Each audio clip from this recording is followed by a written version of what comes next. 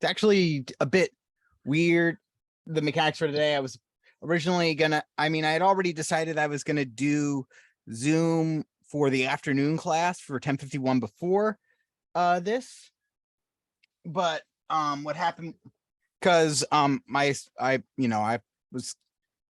wife has a very boring medical procedure today and very routine, but requires somebody to pick her up and drive her. So mechanically and logistically, it kind of was like, okay, so I'll just do Zoom at home to make sure that I can Zoom for 10:51 at home to make sure that I have enough time to go from school to pick her up. But then my kids got sick this morning, so somebody had to be home to take care of him. So that meant that all my classes were at home. So we'll see how this works out in total. But otherwise, he's fine. He's over in the other side of this room watching the Magic School Bus. So, good choice there. Today, we are actually going to do a bit of an exercise. Gonna just wait for people to, join up.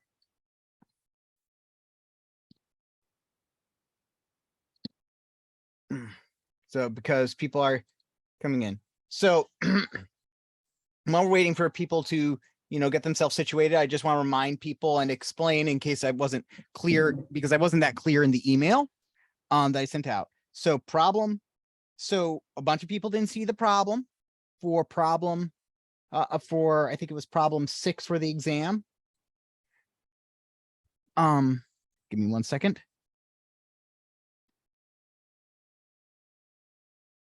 So the exam, right? I think it was question 6 that people missed seeing. One person missed it, was saw question 6 but didn't see question 5, which led to quite a bit of confusion. But regardless, right after talking about it in class yesterday, it kind of just became clear the only way to really rectify that is for you to give everybody, and I mean everybody, the chance to redo that question. Okay.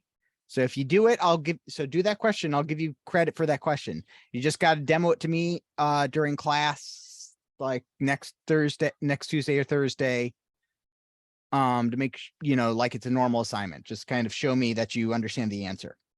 Okay. Yes, Mustafa.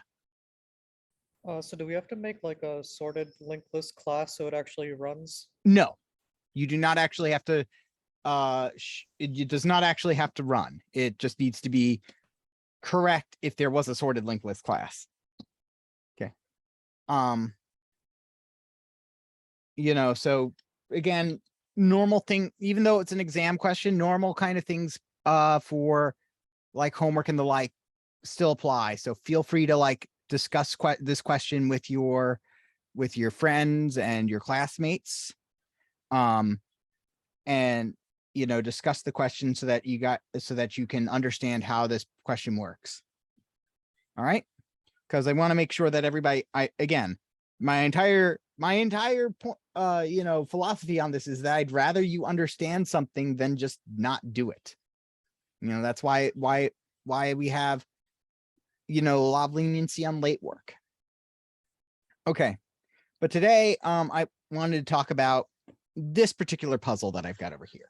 Okay, got this particular puzzle from Japan. This is a hand me down from my grandfather-in-law. So no, sometime next week is fine.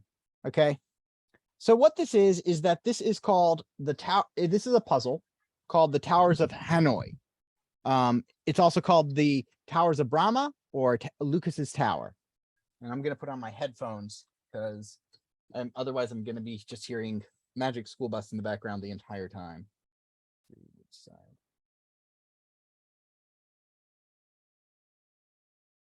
There we go. All right. So let me go ahead and open up what I would do for what I would normally do, which is the Wikipedia page, and open that up. So Towers of Hanoi and share screen. Okay. So Towers of Hanoi. there's a lot. So there's a lot of, so it's a fairly famous puzzle. This one's a huge one. Pretty much nigh unsolvable in terms of puzzle length, as we'll find out. It's pretty huge. And it's a puzzle game.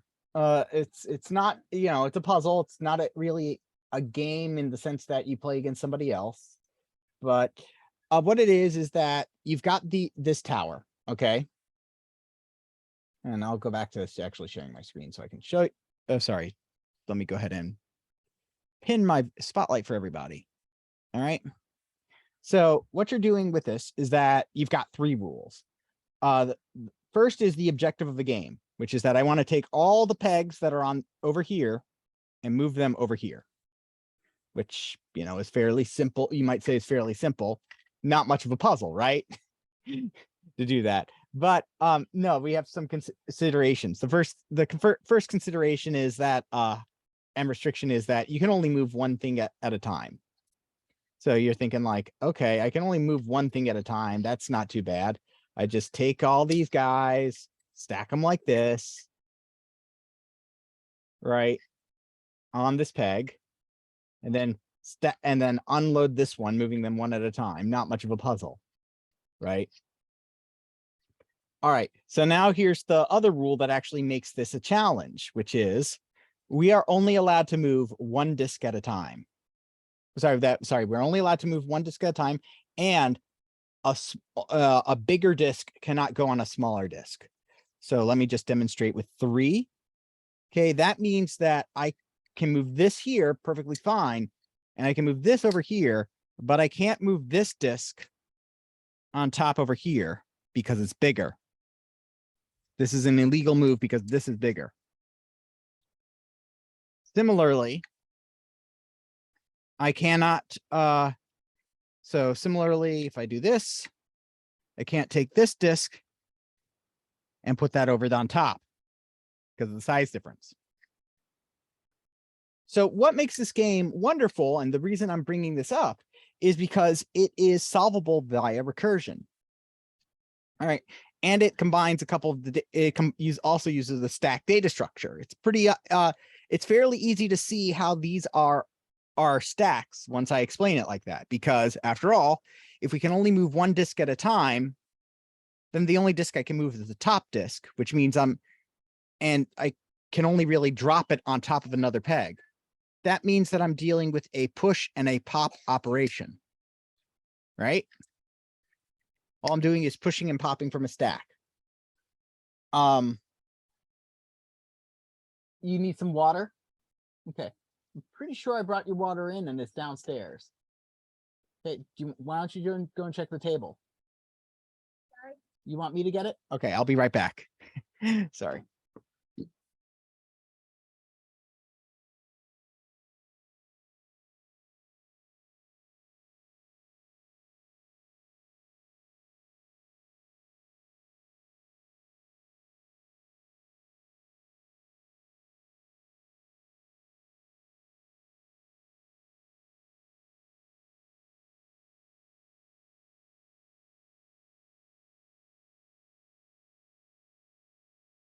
And I'm back.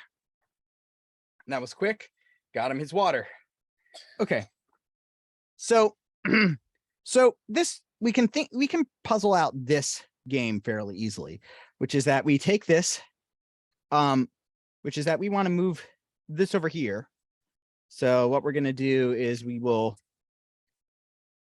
just make this series of moves.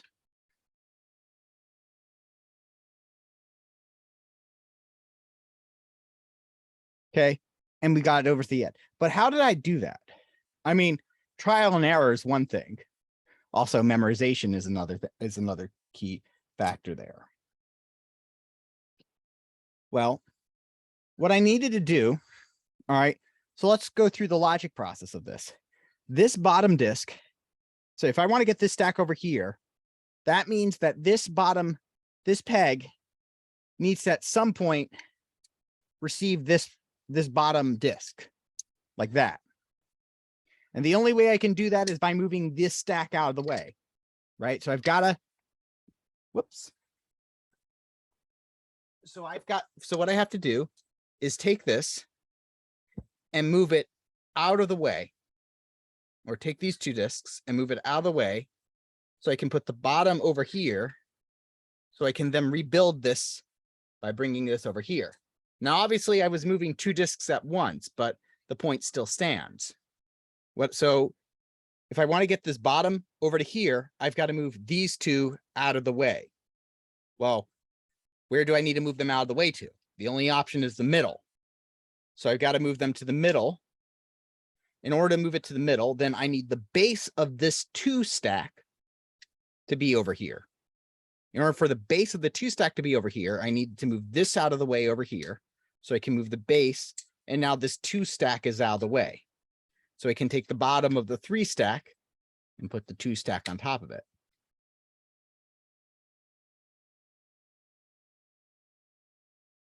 All right. Now, once we talk about it like this, we can start seeing actually how this becomes a recursive puzzle, a recursive process. Add number 4. To get the 4th, so what we want to do is that we want to take this entire stack and move it over here. In order to do so, I've got to basically 3 steps. I got to take this 3 stack, move it out of the way. That's kind of task number 1. Task number 2, move the base of the 4 tower over here.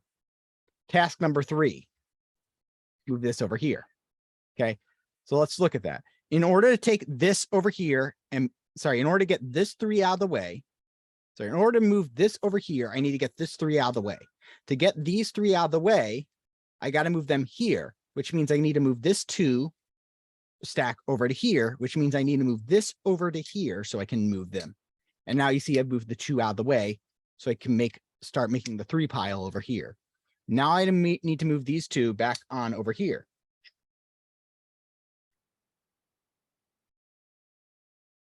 And now I can move this out of the way. And now we're on the 3rd step, which is I need to move this over here. So to move this over here, I need to move. So I want the base to be over here, which means I want this 2 stack to go over here.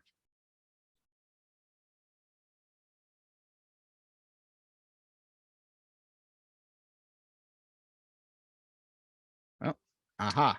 I think I messed up there. Right. I should never actually. Hold on one second. I made a major mistake. All right. To move this over to here, I need to move this out of the way over to here. There we go. Which means moving this over here. And now I can move this over here, which means moving this. Okay. So again, what it comes down to is that I am taking, in order to move the 4 stack, I need to move the size 3 out of the way, which means I've got to move the size 2 out of the way over to here, which means the size 1 moves over here. Okay.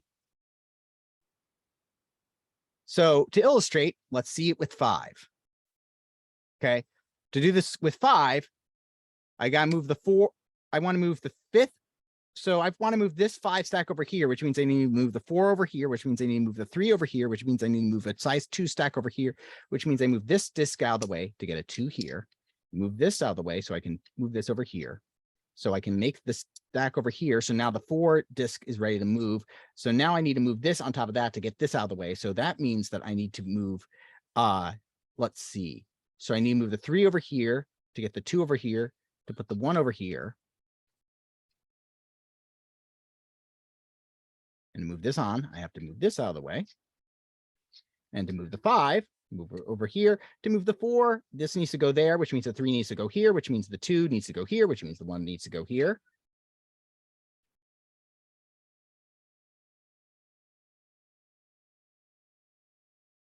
And now we've got a 3. So I'm going to move the 3 over to here, which means to move the 2 over here, which means the 1 over here.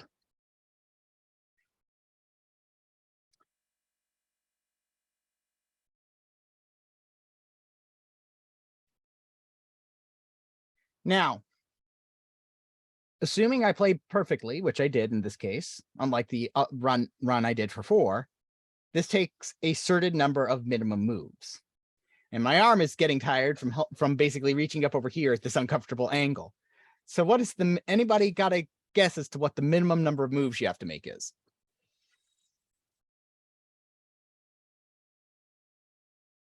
So let's take a look at this with an easier use case. If I've got one disk, that takes one move. Okay, to do two disks, to move two disks over here. And 1, 2, 3 to do two disks. Now, if I do three disks, I have to move this two disk over here. The 1, 2, 3, 4, 5, 6, 7. Took me 7 moves to do 3 of them. So the formula for this is actually, it may not be obvious, but it's one. But if you ever see 1, 3, 7, you can start guessing that the next number might be 15, which it will be. So move 4, 3, 2, 1, 2, 3, 4, 5, 6, 7, 8, 9. Let's see. 9, 10, 11, 12, 13, 14, 15. So that pattern, 1, 2, 1, 3, 4, what was it? 1, 3, 7, 15. That's the same. That's 2 minus 1, 4 minus 1, 8 minus 1, and 16 minus 1. So our formula for the number of moves you need to make is 2 to the n minus 1 moves. So let's stop. So let me go ahead and share my screen again. So if we look at this Towers of Hanoi over here, which has a god-awful number of disks, I'm not sure, but that would take 2 to the however many there are. Let's say 5, 6, 7. I mean, I'm pretty sure there's at least 20. So that's going to take at least 2 to the 20th moves. That's a lot of moves. That means that for this full puzzle that I have with that this little puzzle over here, whoops, that has 7 pieces on it, takes 2 to the 7th minus 1 moves, which would be 127 moves to solve it, which is why I didn't go all the way to up there. And this one, which has 1, 2, 3, 4, 5, 6, 7, 8, which has 1 more disk on it, takes twice as long. This is an example of what of an exponential run time. We're basically adding a single more item. Okay, we're adding a single more item, doubles the amount of runtime. So O of 2 to the n. We don't use this a lot, except for very expensive recursive problems we very much would like to avoid. But we can see, but it shouldn't happen too much, but it happens in the case of puzzles, of some puzzles like this one. All right. So in other words, so how do we solve this puzzle?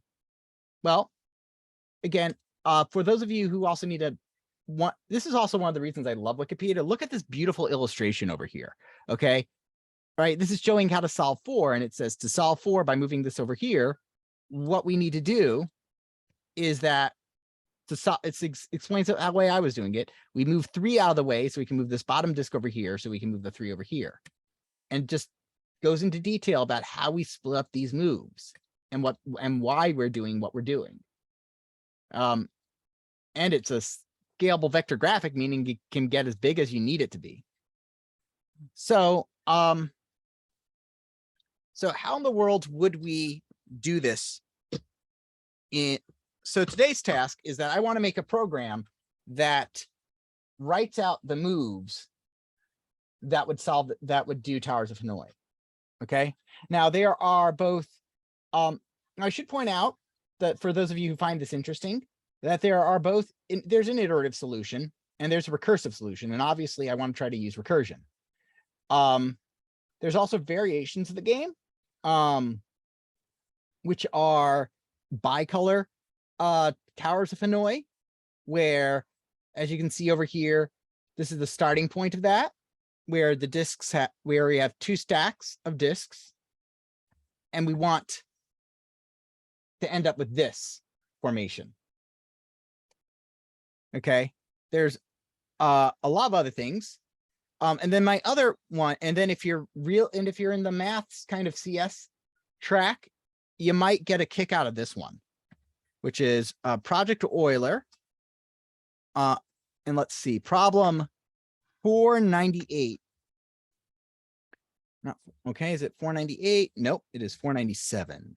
Yep, Drunken Towers of Hanoi, which is estimating how many moves would it take a mathematician who knows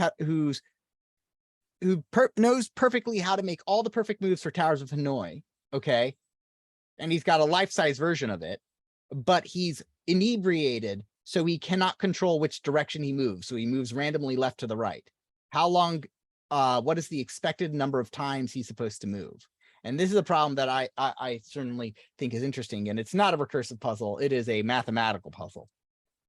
As Project Euler problems are, and this is quite high up there. So let me go ahead and kind of show, but I'm not going to just throw you to the wolves and get you coding. Let's go ahead and write some pseudocode for this problem. Okay. So stop sharing. Let me create my let me open VS Code. Okay. And now I'll go ahead and share VS Code.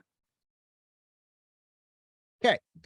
So I'm not going to bother choosing a language right now. So what we want to do is so we need a couple of things. We need is some kind of stack. B is stack, right? C, I'm going to actually call them, yeah. A, B, C is stack, right?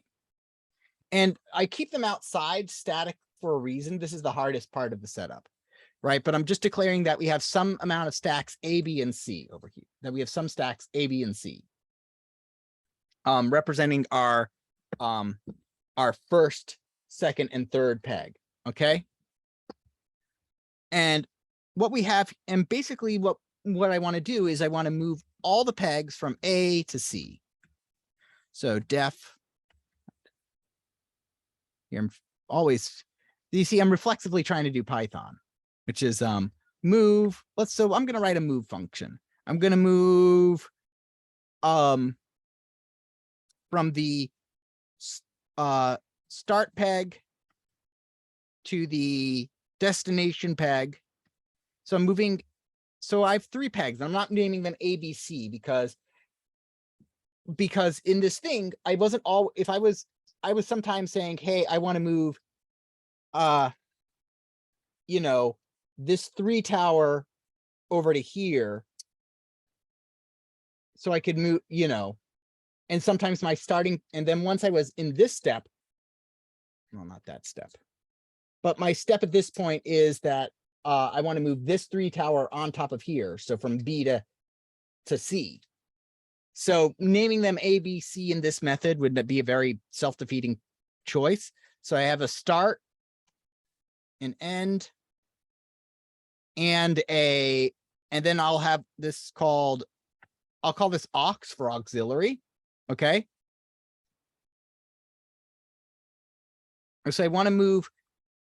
Hi. My kid is waving hi to everybody.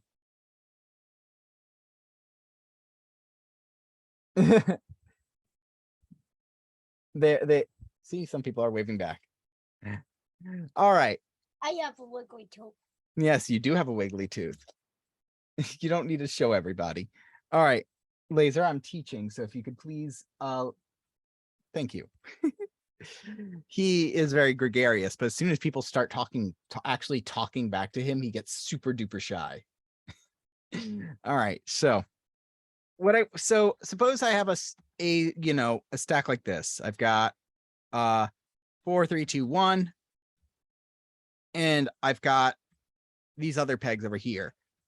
What I want to do is essentially move these 3 out of the way so I can move 4 over there, right? So it's fairly simple, which is that I'll just simply say, hey, if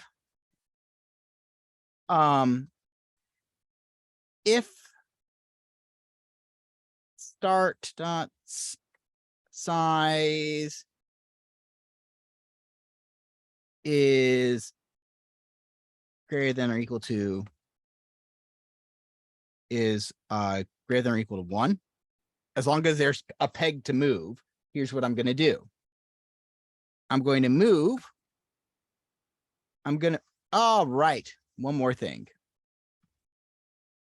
I should specify how many how many disks I'm trying to move, right? How many disks am I trying to move? All right. As long as I'm trying to move, as long as n is greater than or equal to, so to move n disks from start to the destination, and this is the third peg over here. If n is greater than or equal to 1, as long as there's some number of disks to move, I want to move n minus 1 disks out of the way. So from the start to the auxiliary, and I have to put the third one there, right? Makes sense? So what I want to do is, I've got 4 disks, I need to move 3 out of the way to the third peg. And with those 3 out of the way, I can now just simply do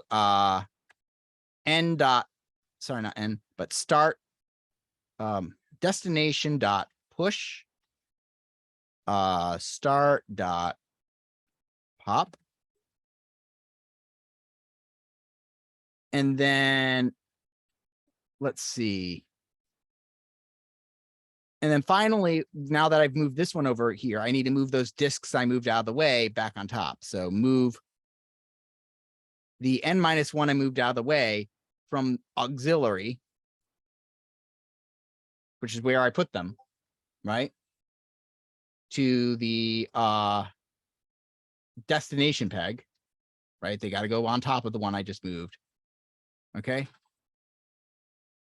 And then the third thing I have to put is start over there, because that's the third peg to use there.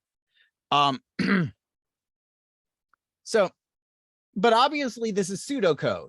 You know, the actual thing would be a bit more complicated.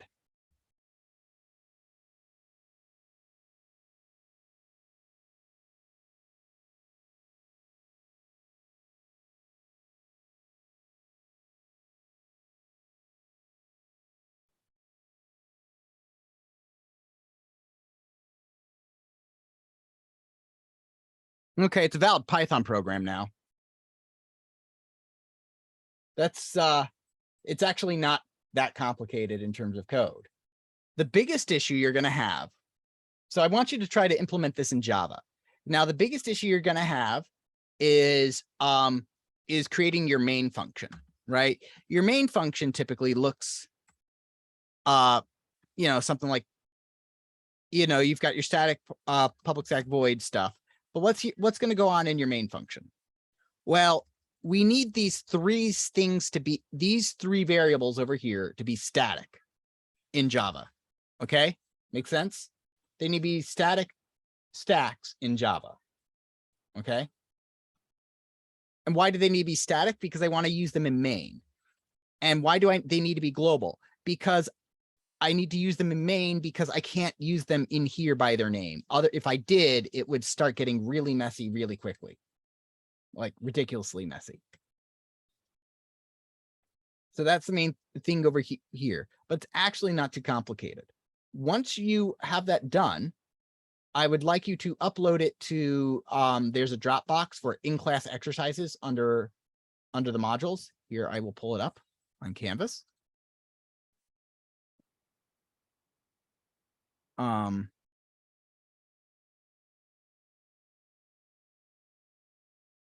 So once you're done writing a Java program, you don't need to demo it or anything. I'll go through it and check it myself later. And I mainly check it for, did you attempt it and put something vaguely in the right direction? Okay, but under share screen, modules. So if you go to your modules or assignments, you'll see there's something over here called, let's see, Towers in class, just upload what your answer is there, and I'll go ahead and check it off. So to facilitate discussion among students, let me go ahead and unpin myself. Okay, to facilitate discussion, I will go ahead and I will open up breakout rooms. You can get to choose which room you're in. So go ahead. So you feel free to move to a breakout room to talk and work with the person of your choice. Okay, and I will go through the breakout rooms sequentially to make sure that I can address any questions you have. Okay, once you're done with this, feel free to stick around and I can handle taking demos and stuff like that. Okay.